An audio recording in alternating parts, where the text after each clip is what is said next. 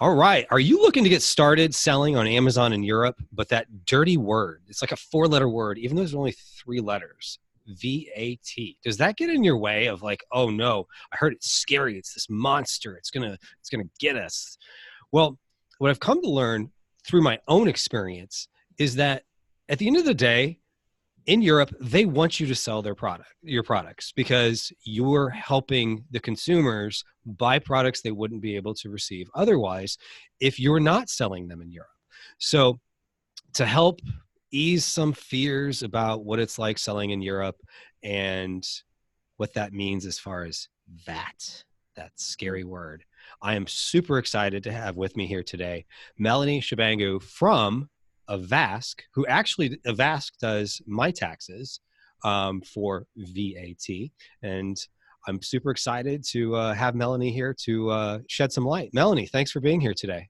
No, thank you, Kevin. Thank you so much for having us at Ecommerce. It's been great having you as our client, and Yes. really thrilled to do this interview with you, so that you can just share with people in your platform in terms of like what we do and how we do it and how we can help them to expand their business into the European marketplace. So, yeah. Great. Well, let's start off with the basic question. For those who aren't familiar, what does Avask even do? Right. So Avask is an accounting and tax firm. So we have offices, I would say, at the moment in Europe, Australia. We've got also in the UAE as well. So Avask is an accountant and tax firm, as I've said, that helps sellers to expand their businesses into Europe and also Australian markets, and as well as recently the souk market, which is in Dubai. Okay, great. So what do you do there at Avask?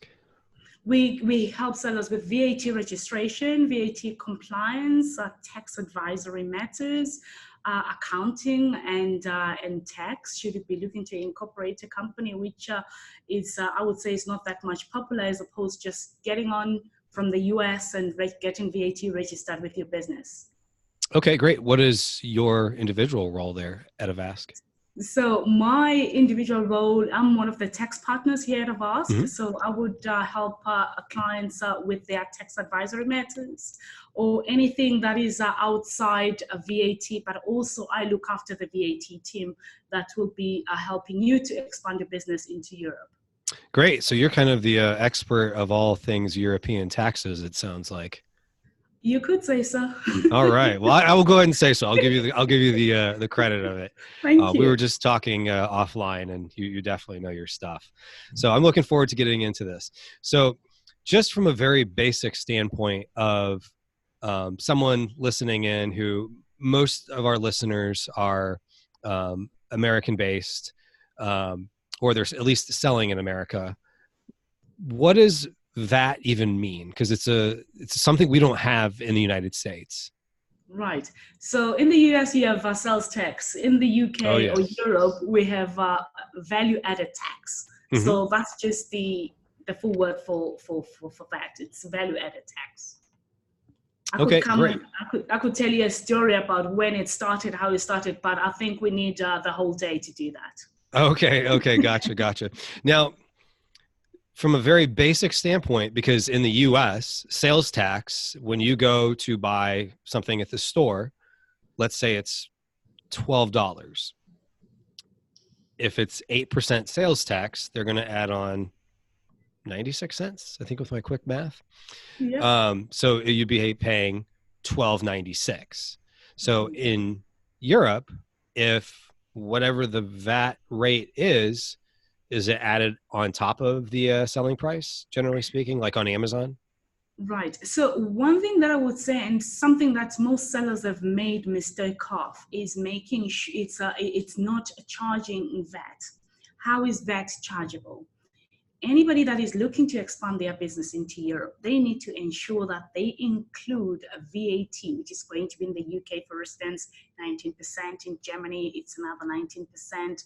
France is 20%, is to ensure that on their product that they're going to be selling, they include the VAT element on it. I'm going to make an example. You're looking to sell this cup for £10. you need to Hmm. ensure that there is the 20%, say for instance in the UK, which is going to be £2. So when Melanie is going out on Amazon to do her shopping on the weekend, she will be seeing this cup being sold for £12 instead of £10. So include the VAT element on all the products that you are selling online. And again, the VAT itself, it's not meant to be eroding your taxes. Or your income. It's supposed to be money that you add on top so that the buyer can see the total amount that is going to be chargeable.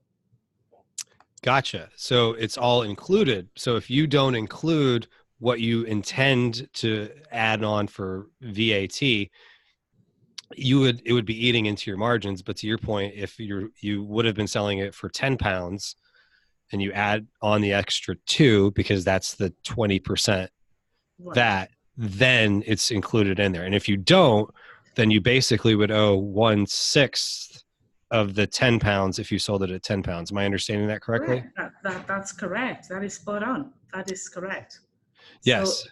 just be careful. I think we're talking maybe the largest portfolio of our clients is from the US. Hmm. That's one mistake that they do is that they look at it, saying you are in New York, sales tax is not added on the product you paid at checkout point. Here, it must be included. So mark your products up in such a way that they include the VAT element. Yes. And I think probably one of the best analogies for an American to understand that is, let's say they're at a baseball game and there's people that are, or we'll say soccer, just to keep it relative to both countries, which would be football. Yeah. But as we would say, soccer in the U.S. So if you're at a Major League Soccer game Yeah. and somebody is selling beers in the Mhm. stands, Mhm. generally speaking, it's always a flat dollar amount. Right. It might be $10 for a beer. So if they paid $10, well, it's not as if the state of Florida isn't getting, or wherever this is, isn't getting their sales tax. They Mhm. are. It's just deducted from the price because it's included in the price. Mhm. Mhm. It's not the traditional way we would do it in the US, but it's Mhm. more analogous to how it would be done in Europe. Yeah, I think that would probably help that's right. people understand that. So there gets to be this fear over VAT because, like, okay, it's this different thing. So does that mean if you're taking, let's say, the 20% out of, or the 1/6 of whatever your selling price ends up being, are you paying 100% of that, or are there other ways you could get some of the VAT back? So when you are shipping, which is why it's very utmost important for you to have the VAT number, to Mm-hmm. also have what's called an ERI number. The ERI Mm, number is a number that you will be giving to your shipping provider when you're shipping your products into, or your inventory into the UK. Now, when the products comes into or get to customs, there's a declaration that's supposed to be made for all products that are coming through into the UK. mm-hmm. And if you don't have that particular euro number, some shipping companies could be using their euro number. If somebody uses their euro number instead of yours, it means that you will not be able to claim any of that import VAT. And that import VAT is refundable. And somebody asked me, say, why do I have to pay import VAT if it's going to be refundable? So the reason for that is because the government is saying, right, Stephen, you're going to be selling goods to third-party customers, so you will be helping us to collect the VAT from each and every transaction that you're going to be selling. So in reward, we're going to be paying you back with that import VAT. That's one example. But if you are sending me hundreds of your products because you want to gift those products to me, to Melanie, myself, you're not going to be able to claim back that import VAT. So import VAT is refundable. And it's only refundable once you start carrying out your business sales. You will be refunded that, and you'll be paying the government whatsoever that you've collected on that, and they'll be refunding you whatsoever that you've paid on imports. Gotcha. Okay. So basically, it's whatever you collect, which is happening no matter what, theoretically, Yeah. unlike in the US or in Canada, where you have to put in your registration numbers for it to be Mhm. happening. Because theoretically, when you're getting sales, part of that includes VAT, no matter what. Yeah. And then you're subtracting out what you've paid into the system, so to speak, which for Right. most people is going to be what they pay at the border. That's right. That's right. And then they file that how often?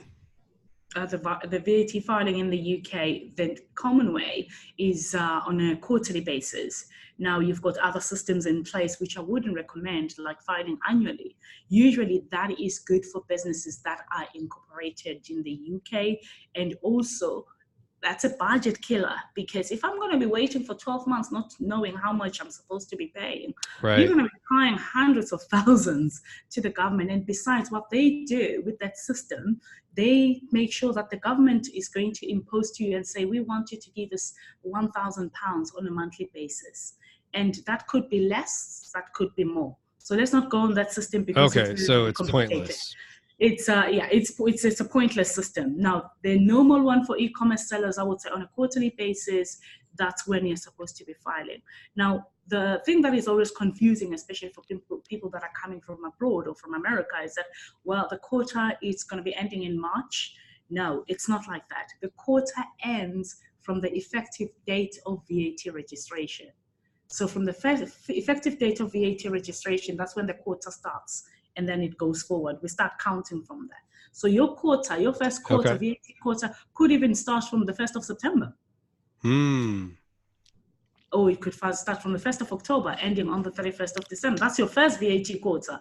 In Mm-hmm. American terms, that's your fiscal year, and that's Mm-hmm. your last quarter. Whereas in the UK, it's different.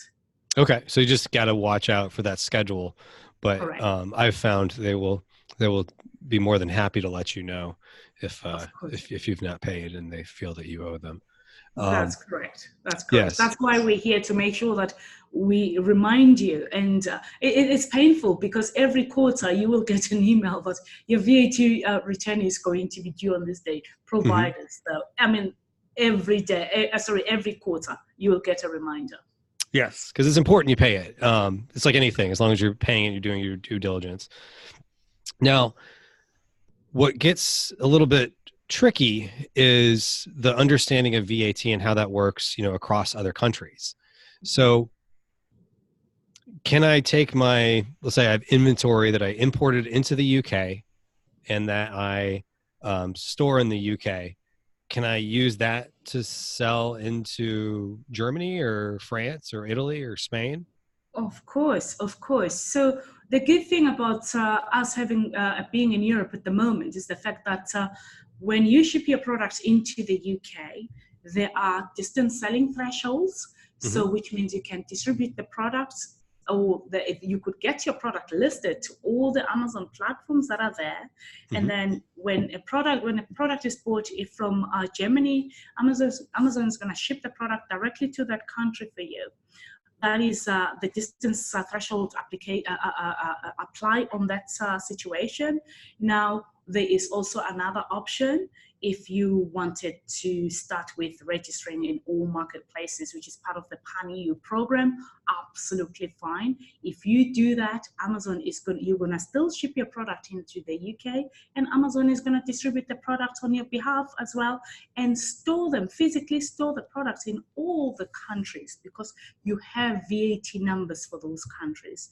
Now, if you ask me, if you were just clean starting from the US because you want to increase or maximize your income, then I would say definitely start with the UK and then distance sell to all the marketplaces. Amazon is going to take care of that.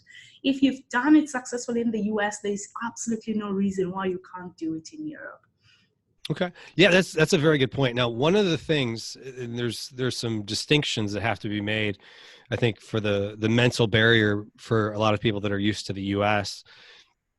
And one of those is, just to kind of unpack a lot of what you just said there, which is all very helpful, is that if I'm in the US and we ship to a customer, if I'm registered in a state for sales tax, it's all going to depend on not where the inventory was shipped from or where I'm located necessarily. It's where the customer is located. Right. So in this situation, let's say I sell something from the UK Yeah. and I distance sell it Hmm. to Germany. Hmm. Is there VAT in that transaction? So there will be VAT. Why? Because we're part of the European Union. There will be VAT, but that VAT is payable to the UK VAT return or to the United Mm. Kingdom. So it's going to be the UK that is collecting that VAT. Now, they are distance selling thresholds. So which means if I'm in the UK and I'm selling directly into Germany, let's say it's the only platform that I was concentrating on, they up until the sales, they get to 120,000, sorry, 100,000, which is yours. That's when then we're going to have to turn around and say, right, that's 100,000. That's when it all stops. Now, even those distance selling thresholds, they run on a fiscal year, which is January to December. Mm-hmm. If I had to go over the distance selling thresholds, as 130,000 and it's September already or October, I will now be required to get VAT registered, even though they restart again in January to be zero. Once I get VAT registered in Germany, that's it. I will now have to start reporting in Germany.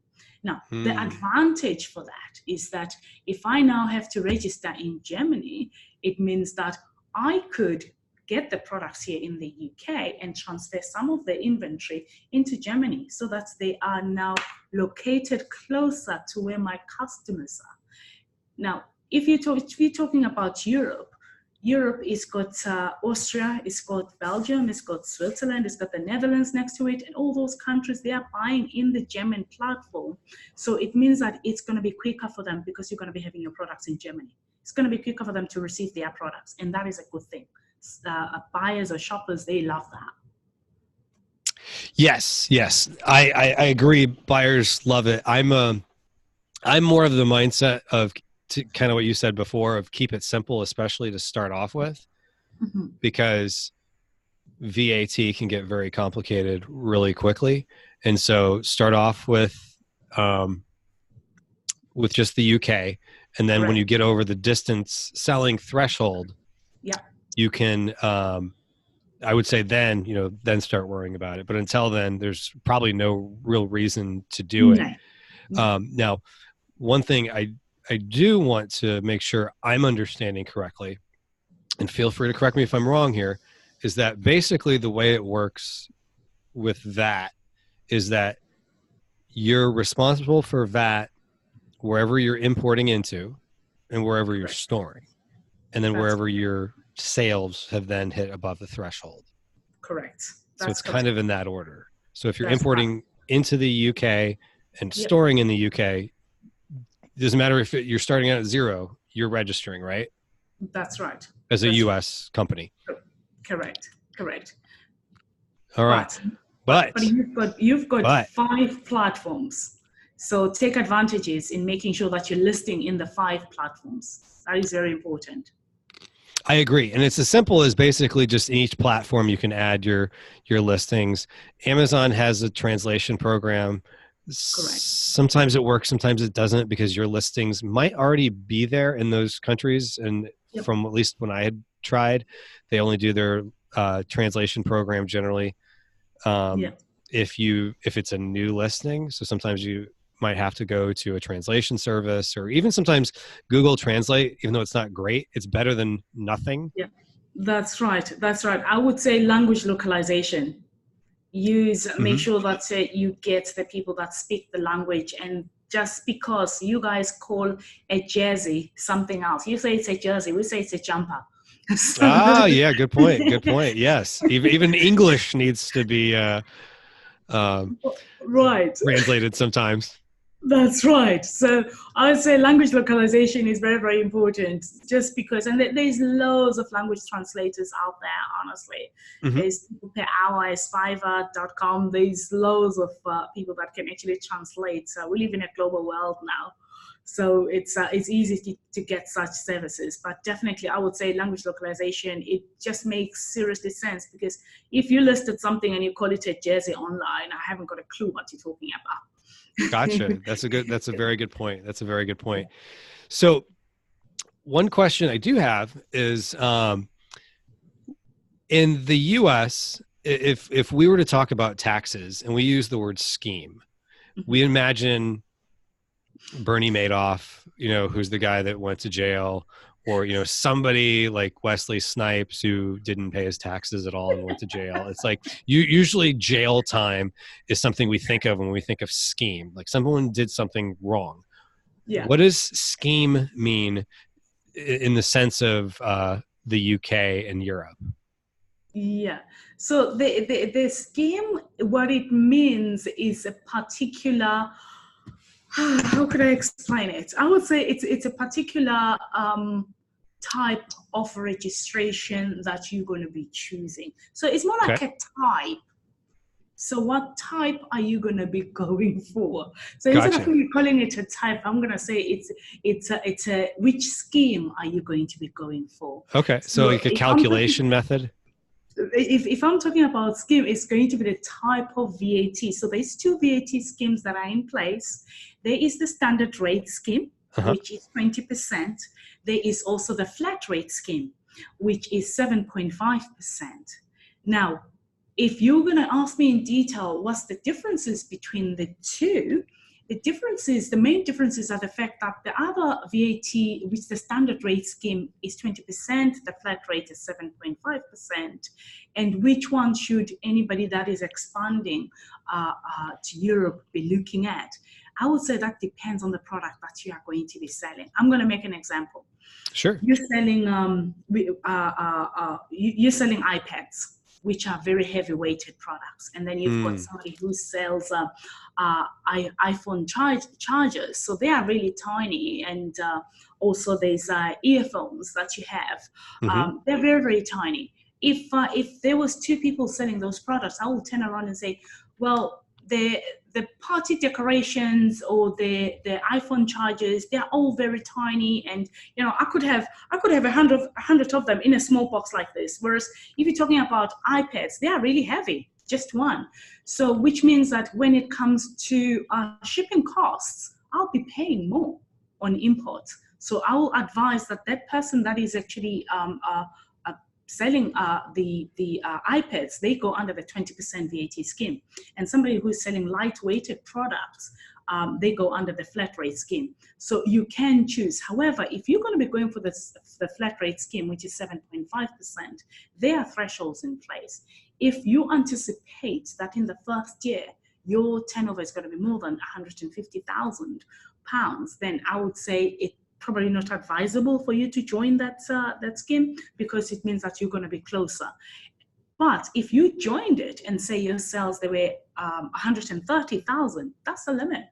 You can sell up to 230,000 from the effective date of registration for you to remain under that scheme, which is the flat rate scheme.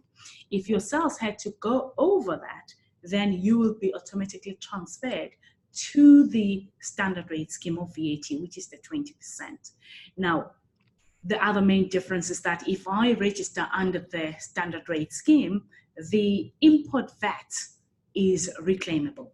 Whereas if I'm under the flat rate scheme, which is a 7.5%, you're not going to be able to reclaim the import VAT. That's the main differences. And I would say that this is not...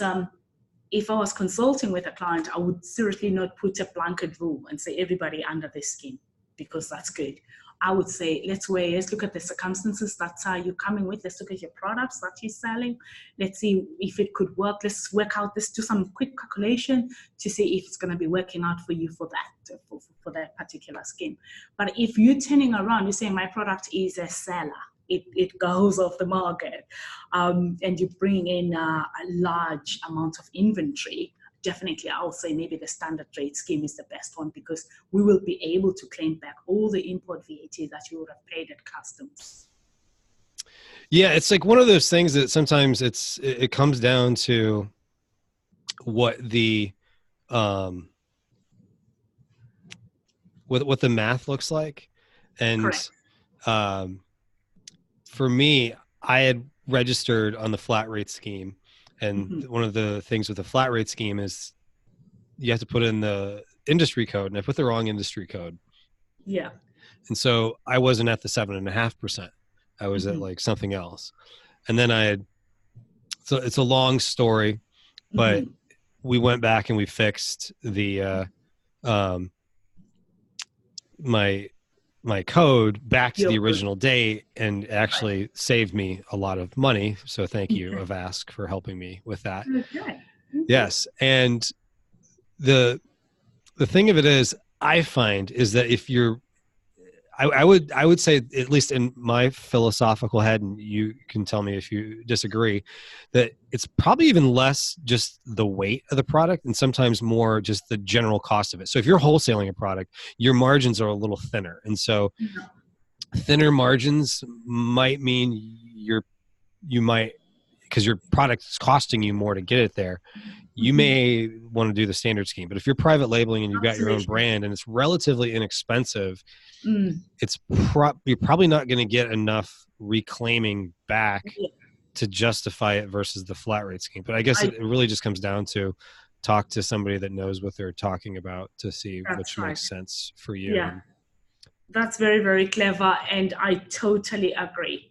The thinner the margins, standard rate scheme, more flexibility, flat rate scheme is the one to go for. And again, flat rate scheme, the good thing about it is that on the first year, you've got 6.5%. So yes, you get a 1% savings. correct. So Yes. you get savings of 1%. So that's great. And then on the year two, when it starts, then you're on the 7.5%. So again, I would turn around and say, even though you're under the flat rate scheme, just make sure that you charge a full 20% VAT, so that if you had to change the schemes in between, you're not going to be all of a sudden now hiking up your prices. Say, now I'm charging my cup, it's going to be £12 now, so it's going to be £15 now because I've got VAT to pay. No, you Right. want to make sure that you protect yourself. You make sure you mark your products up in such a way that even if you had to now collect the 20% VAT, that's going to be covered. That's not going to destabilize your businesses with now working out a new price list altogether. However, if you wanted to take advantage of the fact that you are paying at a lower rate, your import VAT is not that high, definitely go for that, especially when you're pushing your product to sort of like promote it and make it known to the general public in the UK and Europe. Definitely go for that. But I would just say that once you're on the steady business and you're on the go, mark it up in such a way that you are going to have a bit of room there, should you have to change the VAT scheme without changing the price. Mm-hmm. Yeah. Yeah, it's one of those things. I say just charge the full 20%, because at the end of the day, my understanding behind the flat rate scheme is that it's really more just for the simplicity of it, because theoretically businesses are, depending on the type of industry, are going to have certain amount of inputs that they're going to ask for. And the thing I like about the flat rate scheme, and from everything I looked into, is someone from outside the UK, I'm not going to have in most situations enough um, enough input credits, because I'm not Mm. in the UK and most of my business Correct. expenses are in the US. So Mm. I find I come out ahead. Mm. And that could be different for different people, but at least for those of us from across the pond, so to speak, it's at least something worth looking into and asking whoever's helping you with all this, Yeah. if that's the case. So another big question people have, and I'm sure you were expecting me to ask this, is in 2016, there was a big vote about whether or not to leave the EU, as Mm. everyone knows as Brexit. Yep. So what's the latest with Brexit, and how's that going to affect sellers? You know, I think our leaders are still sort of like trying to put our house or our country in order, which Right. I'm sure that they are doing a great job. There's loads that's in the news at the moment, but after that being said, there's still loads of opportunities out there. Don't let Brexit put you off from expanding your businesses. There's loads of opportunities that are still out there. I would turn around and say, depending on which way it's gonna go, still expand Because if your product is in the country already, that is absolutely great news. Just because people will continue buying. There is a Black Friday coming and Cyber Monday that's coming as well, Right. Christmas that's coming. So, Right. it's business as usual here. We're having fun. Oh yeah. So, and now if you're looking from an Amazon seller, I would turn around and say, if you feel like, you want to expand and you're deciding as to how to do that, start with the UK because you speak the same language as us.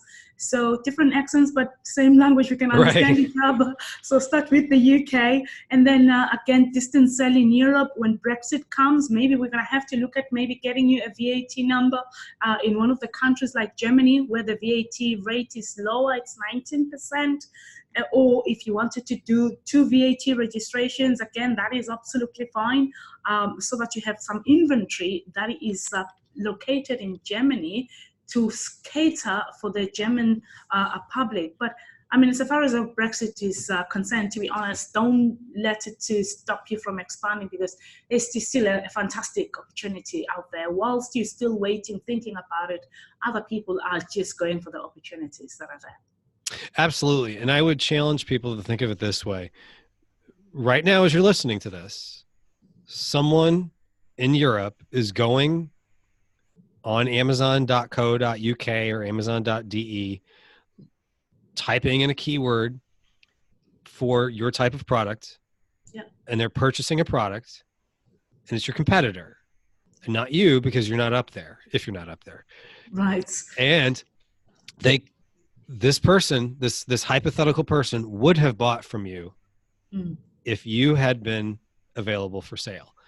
Because no one wins the Super Bowl or the World Cup, whichever type of football you like, by playing it safe and sitting on the sidelines.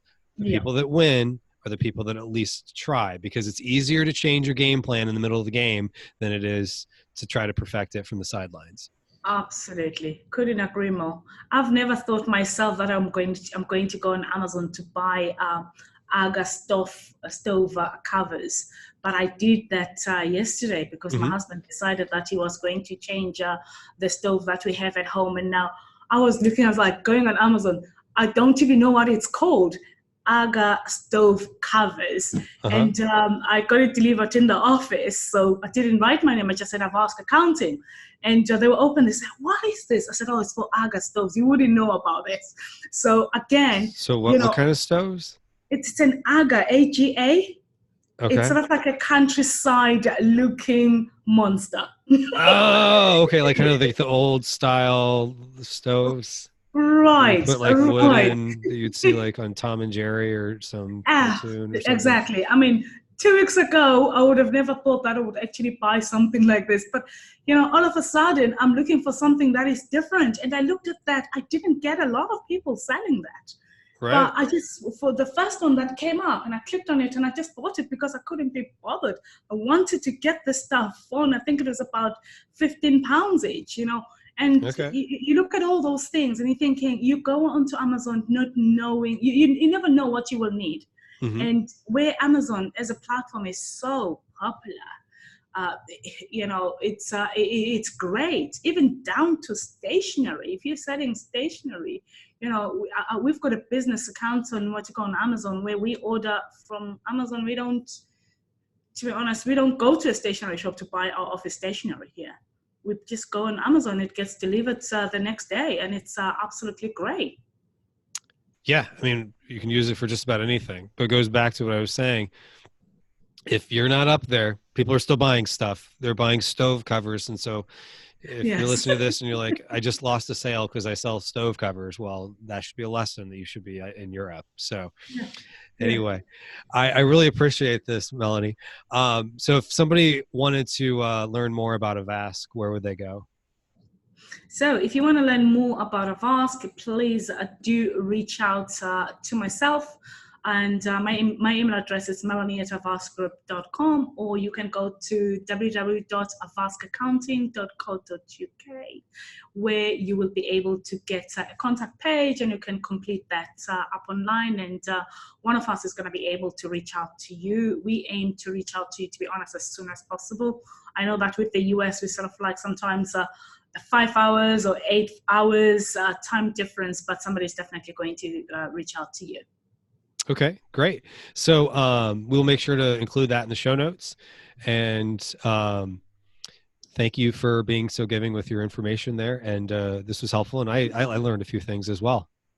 Thank you so much. And thank you so much for your support. We Thank you. appreciate it. It was lovely talking to you. Same And here. finally meeting you in person. So I know, yeah, finally, great. face to face, even though we're across the pond from one another. But Absolutely. it was great chatting. All right, Yeah. thanks. Have a great day. Thank you so much. Take care All right, now. bye-bye. Bye.